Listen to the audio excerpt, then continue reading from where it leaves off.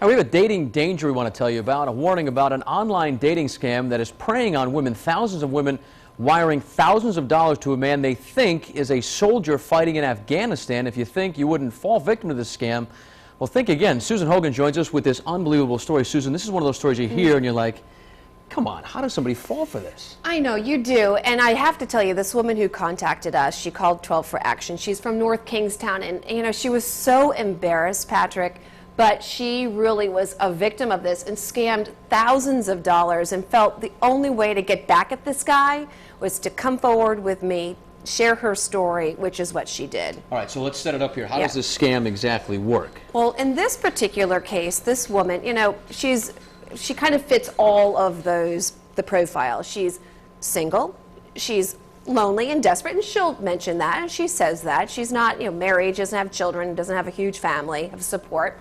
And, you know, she gets online at night, she's online for hours, and she goes to a particular dating site, which was called seniorpeople.com. Now, that's a legitimate site.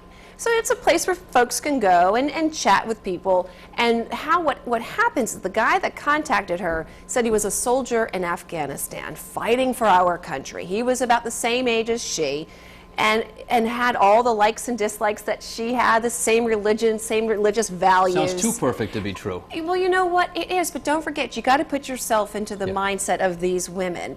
And, you know, you're hearing all those right buzzwords. Sure. And so then, you know, what he does is, for hours, literally hours, they were on the internet with each other, chatting. And then after, I'd say, a few days, once he felt like he gained her trust, then came the request for money. First, it was a very small amount, $100. Hey, it's my birthday. You want to send me a little something? Wow.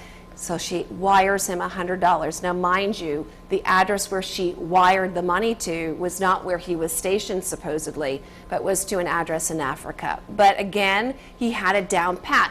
Wire this to Africa. My friend is there because I can't take money directly because I'm a soldier. And so the stories all added up. And then after she sent $100, then he said, hey, you know what?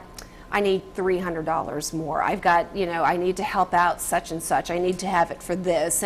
And before, when all was said and done, $4,000 was wired to this guy in Africa. All right, there's so many red flags, and you've just told me in the last, 90 seconds. How come she didn't see any of them? Well, you know what? Again, it's a vulnerability, and women who are watching this, it's, you know, you want to go like, you've got to be kidding me, you know, wake up. But again, it's a level of trust. And these guys, these scam artists, are so good at it. He had pictures. This guy looked like a real, you know, great soldier, young, and, you know, he had his uniform on.